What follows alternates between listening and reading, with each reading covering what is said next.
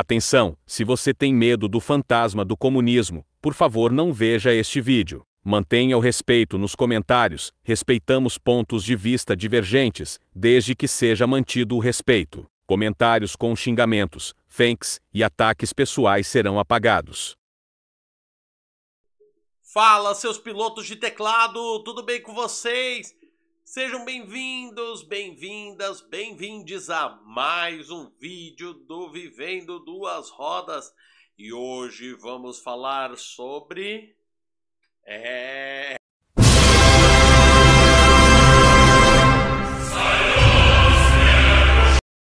países do Tratado de Varsóvia, Pacto de Varsóvia, na verdade, né? São 5 motos da União Soviética, na verdade, países do bloco dito comunista, né? Eram países socialistas, né? Vamos entender melhor aí esse contexto, que faziam parte desse Pacto de Varsóvia, ou seja, os países socialistas da Europa, né? A gente não está falando de China, Coreia do Norte, Cuba, tá? A gente está falando dos países da Europa. Então, vamos lá. Bora pro vídeo. Manda para aquele seu amigo bolsonarista, manda para aquele seu amigo que fala que Stalin matou melões. Ó, tô trazendo imagem aqui, ó. Stalin matou melões. Mao matou melões, né? Então vamos lá, bora começar esse vídeo. Então vamos a um breve contexto, né? Primeira coisa que aquele seu amigo capitalista sem capital vai perguntar, né? Mas a União Soviética não produzia motos. Na verdade, o foco dos países socialistas no geral, principalmente a União Soviética, isso a gente pode se dizer que estende a alguns outros países do Pacto de Varsóvia. Eu não sou historiador com conhecimento profundo, existem canais no YouTube aí que podem falar melhor sobre isso, como por exemplo João Carvalho, Ian Neves, né? Gustavo Gaiofato, entre outros grandes youtubers da esquerda, né? Eu acho que vale a pena, independente do seu lado político, conhecer os dois lados da história, assim como eu muitas vezes já fui ver canais que têm uma visão mais à direita para entender o outro lado, o que acontece ali, como é divulgada a história, né? Então, vamos lá. União Soviética tinha produção de motos, sim. Então, isso é muito importante. Tinha uma indústria muito forte, tá? Isso aqui eu tô falando só de União Soviética, tá? Não, pode abranger um pouco mais falando no contexto de carro era um artigo de luxo nesses países socialistas, né? Que erroneamente são tratados de comunistas. Eles eram experiências socialistas. Nunca atingiram o comunismo. Porque o comunismo é quando não vai haver mais Estado, né? Assim dizendo, a um grosso modo, sim, sim, você que acha que comunismo é Estado mais forte, não, pelo contrário, é quando a classe trabalhadora tomar todos os meios de produção e não houver mais um Estado burguês, né, controlando a coisa toda, né, de acordo com o Titio Marx. Então, se aquele teu amigo do roubo é posto tá falando que no comunismo você vai pagar mais imposto, você vai ter um Estado mais forte, então aí é que eu vou te dizer, tá enganado, seu amigo do roubo é posto, tá? Então vamos lá. Carro era artigo de luxo, porque o foco desses países era investimento em transporte público de qualidade e com que o trabalhador morasse o mais perto possível do seu trabalho. Ou seja, então na União Soviética eu não poderia escolher onde eu vou morar. Eu queria morar no condomínio Deluxe Super Plus Master Blaster. Meu irmão, na União Soviética, a ideia, né, principal era fazer com que as pessoas da Rússia, que viviam na época da Rússia czarista, que morriam de fome e de frio na rua, que se abrigavam em caixa de papelão na rua, pudessem viver em casas, em prédios, né, de alguma qualidade e conforto, o mais próximo possível dos seus trabalhos, evitando a necessidade de veículos para locomoção, né, evitando uma locomoção muito longa, uma locomoção muito cansativa para os trabalhadores. Ou seja, então o investimento era em moradia, de qualidade, perto dos trabalhos. Sim, no socialismo e no comunismo as pessoas trabalham, não é coisa de vagabundo, não. E carro, moto se tornariam meio que artigos de luxo ao longo do tempo. Que na real, hoje, a maioria das pessoas só compra um carro ou só compra uma moto para fugir do transporte público de péssima qualidade e para fugir da demora de chegar de casa para o trabalho, mas acaba ficando preso no trânsito. Então, é muito pensado até o planejamento urbano dentro desses países. E aí a gente vai falar da indústria soviética. Eu vou trazer alguns dados aqui que são da década de 60, tá? No começo da década de 60, em 1969, isso só a União Soviética produziu nesse ano 552 mil motos na média. Isso mesmo, 552 mil motos e scooters, né, nesse ano. Em 1969, o último ano da década, eles haviam produzido 808 mil motos. Aí a gente vai para os anos 80, que no final, ali no meio dos anos 80, que foi até onde eu achei dados, em 1985 já tinha sido produzido em um ano 1,5 milhões de motos. Ou seja, a gente está falando de um país que o foco não era produzir grandes quantidades de veículos, grandes quantidades de motos, porque o foco era priorizar o transporte público. Mas era um meio de transporte mais acessível ao trabalhador, tá? Era um meio de transporte para quem não tinha outra solução, era mais acessível, era mais barato, era mais fácil de comprar. E aí você vai falar, mas é isso mesmo, né? Porque no comunismo todo mundo é pobre.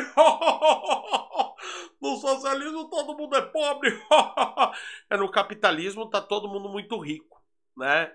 Tá todo mundo muito rico, todo mundo morando em mansão, todo mundo andando de carrão, todo mundo andando de motona, né? Tá? É fácil comprar uma moto, é fácil para todo mundo comprar uma moto. Na verdade, isso é uma questão dos próprios países capitalistas. Se a gente pegar alguns países da Ásia, alguns países da Europa, a movimentação por scooter e por moto é muito maior do que por carro. Por quê? Carro é caro. Carro não é barato, seja de manter, seja de comprar, né? A não ser que você faça assim, vou comprar um carro e vou usar até estragar, não vou dar manutenção, vou botar minha vida em risco num carro caindo aos pedaços, né? Você não vai comprar um carro se você não tem um certo poder aquisitivo, né? E aí já vem, né, o famoso comunista da história do comunista de iPhone, né? Esse espantalho. Mas é socialista, é comunista e tem coisas, e tem motos. É socialista e comunista e tem smartphone, tá gravando vídeo pro YouTube, meu. Cara, vamos lá, primeiro. Você que tá com esse argumento, eu acho que você devia pesquisar um pouco mais, né? A intenção é que os trabalhadores possam usufruir daquilo que eles produzam dentro do comunismo, dentro do socialismo, né? No caso, o socialismo, que é a fase de transição, mas o ideal é que dentro do comunismo o trabalhador possa ter acesso aos bens que ele produz. Ou seja, no capitalismo, por exemplo, você pode trabalhar para uma marca de luxo, mas você nunca vai ter esse carro de luxo. Você pode trabalhar para uma marca de smartphones como a Apple, mas provavelmente você não vai conseguir ter grana para ter um iPhone. Por quê? São objetos caros e são objetos que o preço é forçado a ser alto, né? Então, a ideia é que todo mundo tenha as coisas que trabalha para produzir, né? Então, isso é o mais importante. Fora que, na época, a União Soviética ela exportava. A União Soviética, a Alemanha Oriental, Tchecoslováquia, todos esses países exportavam produtos, inclusive para outros países do bloco socialista e para países que eram submissos aos Estados Unidos, como, por exemplo, era o caso do Brasil a partir de 64. Né? Sim, a gente teve moto do Pacto de Varsóvia vendida no Brasil. Então fica aí na lista, entendemos o contexto, Bora lá, bora ver quais são as motos, tá? Ah, mas você é muito chato, você fala demais. É que se eu não explicar o contexto, vai vir um monte de gente aqui com... E ainda assim, vai ter aquele ser humano com a pachorra de fingir que não entendeu o contexto, né? Porque segue algum pseudo-historiador desse aí do Stalin matou melões, ou Lobodor, né? Eu sei que é o Lodomor, né? Esses espantalhos aí da direita, né? Falar coisas que são divulgadas pela Radio Free Asia, Radio Free Europe, né? Ou também divulgado por fontes como tirei do... né? Bom, é isso aí. Então vamos lá.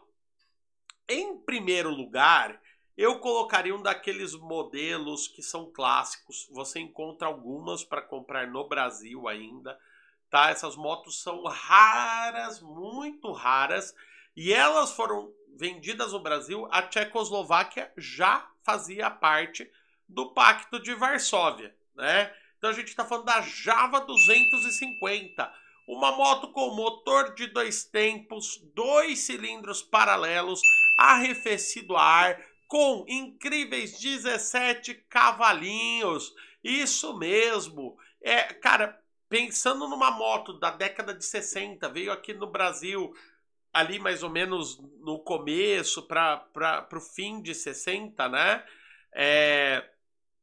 Era uma moto interessante. 17 cavalos era muita coisa nessa época. Principalmente que a gente está falando de motos que tem um incrível sistema de freio a tambor nas duas rodas, né?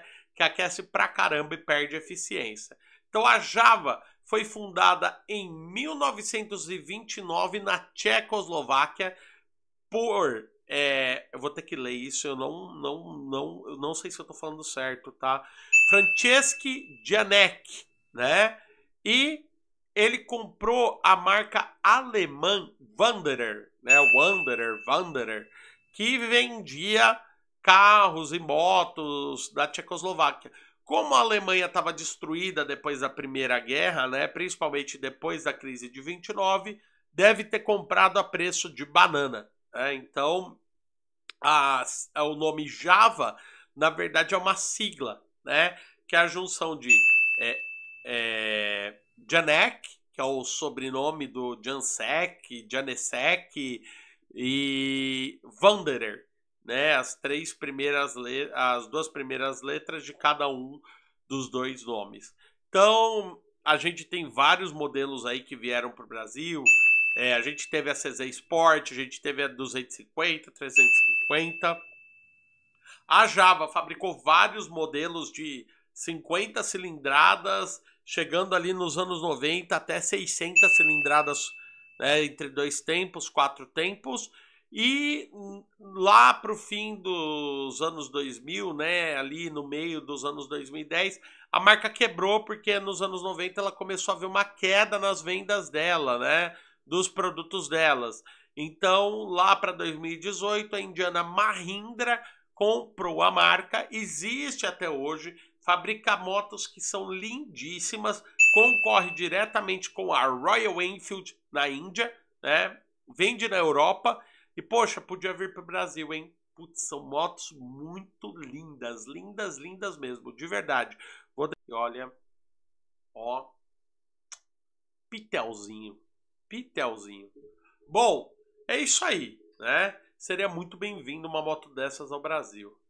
A próxima moto aí que a gente vai falar é a IZH Planeta Sport 350. Cara, o nome é parece que eu tô falando em português. Não, o nome é Planeta mesmo, Planeta Sport.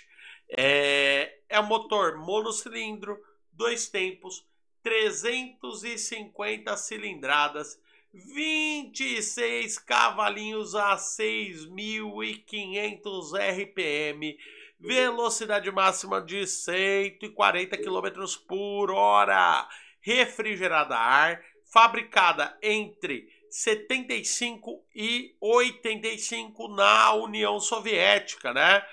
Ela foi pensada para atualizar os modelos dessa marca, que tentando trazer um ar mais moderno, tá? A série Planeta da IZH teve modelos que chegaram até ali os anos 80, foi produziu moto ali até 2008, se eu não me engano, né? E ela é uma subsidiária da Izhevsky Mechanical Plant, russo, Izhevsky Mechanicheski Zavod. Essa empresa produzia canhão, arma semiautomática, míssil e carro, né? Então produzia de tudo um pouco. Em 1928, eles produziram a IZH-1, que era um motor V2, né? Mas não era um V2 ao estilo Harley Davidson.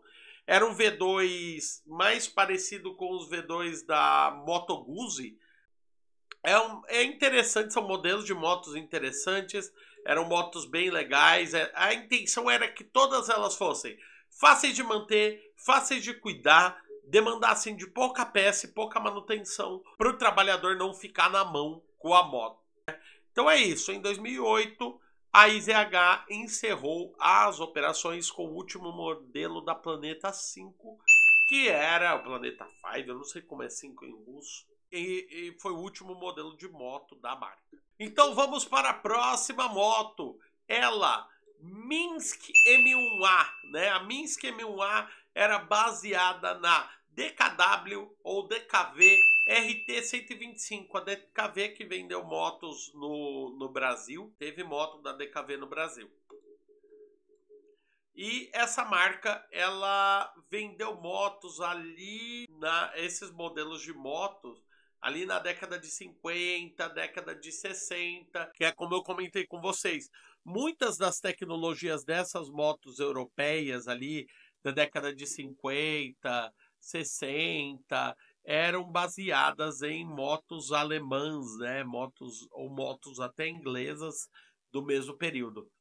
No caso da União Soviética, como ela foi a principal causadora do fim do nazismo, isso mesmo, a derrocada da Alemanha na Segunda Guerra começou pelas mãos da União Soviética.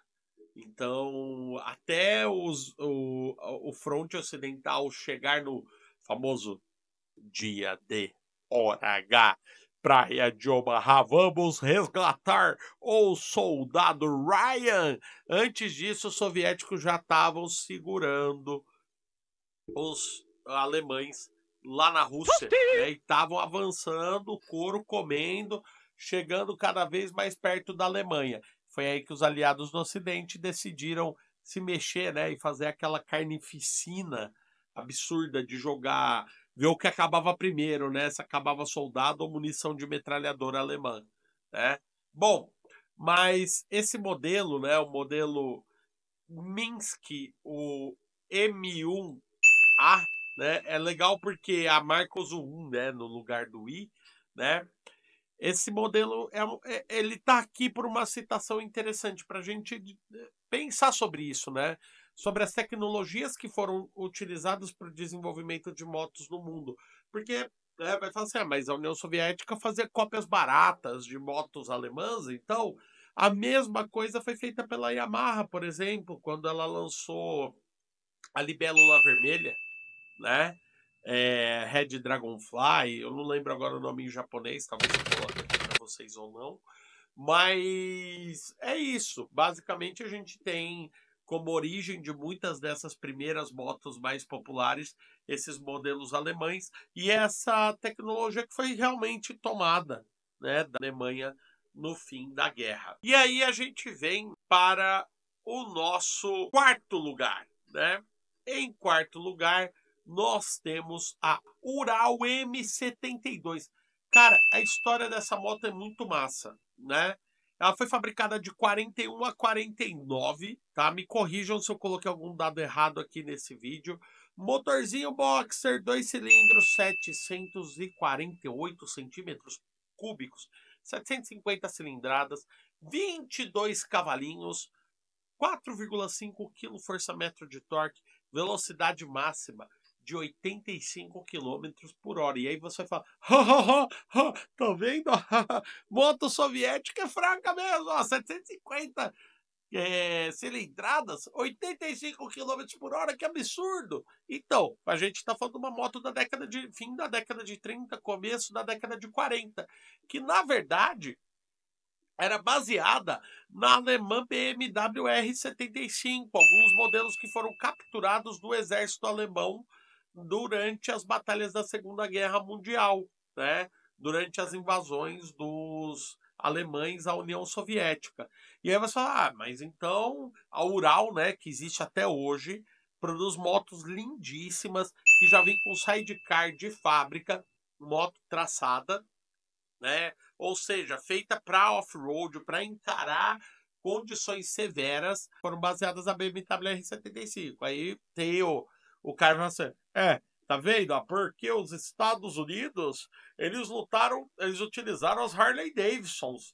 E as Harley Davidsons eram originais deles, eram somente Harley Davidson V2, né? Bom, e aí eu vou dar uma notícia triste. Primeiro que as Harleys no exército norte-americano, elas eram motos de mensagem, motos utilizadas para algumas movimentações mais rápidas de oficiais e levar carta de um lado para o outro de maneira mais rápida. Correção: o exército inglês também equipou seus paraquedistas com motos da Royal Enfield dos modelos que ficaram conhecidos como Flying Flynn em português, moscas voadoras, que participaram do fronte. Diferente do alemão, do exército alemão e do exército soviético, que utilizavam as motos como parte da sua estratégia, principalmente como batedores. Tanto que é muito comum ver fotos dessas motos com sidecars com metralhadoras, né? Então, a Harley Davidson, inclusive, tem aquela fama antiga dela de pouco confiável. Eram motos que vazavam muito óleo, davam muito problema no motor. Tanto que houve um estudo a pedido do governo dos Estados Unidos para desenvolver uma moto baseada na BMW R75, que era o modelo XA, que era uma Harley Davidson com motor boxer copiado da R75. E é isso, né? Eu acho que é muito interessante a gente ver essas histórias, porque a gente vê sempre isso, né? A gente pensa que tudo é original, né? Nem tudo é original. Por que não pegar um projeto que funciona, ainda mais em tempos de guerra? Isso é muito comum. Pegar uma coisa e fazer uma engenharia reversa. E vocês acham que a indústria moderna não faz isso até hoje, né? Você acha que nenhum fabricante faz engenharia reversa de nada escondidinho ali, né? Tá bom, eu sou o Bozo, né? E por último, e não menos importante, a gente vai falar de uma moto que veio para o Brasil também, a MZ-250.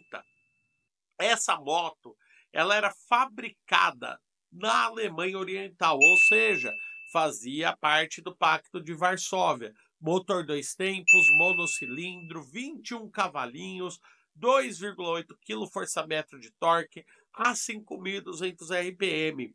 Essa moto ela veio na década de 80, mais precisamente ali em 84, foi fabricada pela FBM, Fábrica Brasileira de Motores. Então, o que aconteceu?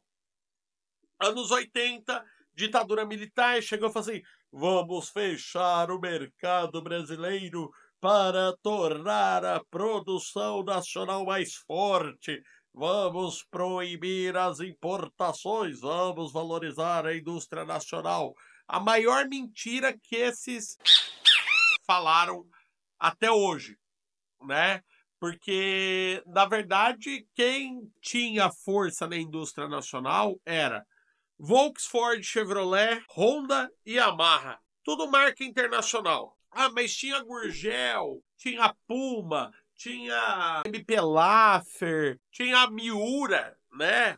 Poxa, marcas nacionais excelentes. Tinha Amazonas, com a Amazonas 1600, aquela gambiarra com motor de Fusca. Mas que eu acho muito louco. Cara, essas marcas tinham muito pouco incentivo do governo, recebiam muita pouca grana do governo. E normalmente esses produtos eram produtos de luxo, tá? Amazonas 1600, Puma, Miura, era carro para rico. A Gurgel tentava fazer carro popular, mas o governo dava muito pouco incentivo. Era o Amaral Gurgel que ia lá e tentava resolver os BO, sem tanto incentivo do governo.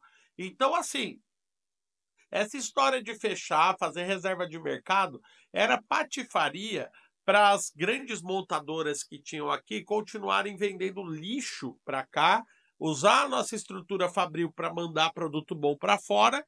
E é isso aí, porque basicamente foi isso. A ditadura militar, ela existiu para atender interesses dos Estados Unidos, né? E do querido agropop, né? De alguns empresários aí do nosso querido agropop. Se fosse para valorizar a indústria nacional, não tinha dado a Fenemê de graça para a Alfa Romeo. Tinha investido em desenvolvimento da Fenemê, que foi conseguida na Segunda Guerra pelo Brasil. Pois bem, MZ-250 foi fabricada pela FBM, Fábrica Brasileira de Motores. Ela era baseada no modelo ETZ-250, né? MZ-250 era baseada nesse motor. E ela vinha para brigar com a RX-180, RD-135. E essa fábrica, ela fabricava as Cagivas, né? Que foram vendidas como a Grane, e algumas scooters da Vespa, né? As Piaggio, eu sempre confundo o nome, tá? E essa fábrica era do Rio Grande do Sul. Era vendida em dois modelos, RS e RSJ. Então, essa lista aqui é de 5 motos da União Soviética, né? De países socialistas, como dizem alguns comunistas, né? Ou do Pacto de Varsóvia. Se você conhece mais algum modelo desses países, deixa aqui nos comentários. Fala aí, ó, eu conheço tal modelo. Ou então, se você teve alguma moto aqui da lista, como a Java ou a MZ, deixa nos comentários. Fala aí com a gente. Ó, e se você vier aqui para xingar, para reclamar com falta de educação, ser mal educado, com certeza seu comentário vai ser apagado, tá? Porque aqui é a minha ditadura. Brincadeira, aqui é a ditadura dos pilotos de teclado. Pilotos de teclado do mundo univos, né? Trabalhadores do mundo univos. É isso aí. Se você não é inscrito no canal, se inscreva. Pense em ser membro do canal. Isso ajuda muito a melhorar e aumentar a produção do canal.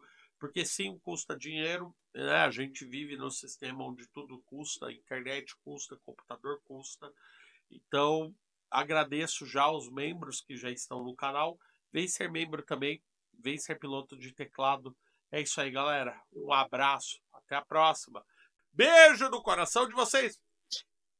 Tchau. E eu não poderia concluir esse vídeo sem agradecer a todos os membros que ajudam a manter este canal. Muito obrigado e quem quiser, se inscreva. Seja membro, ajude o Vivendo Duas Rodas a existir.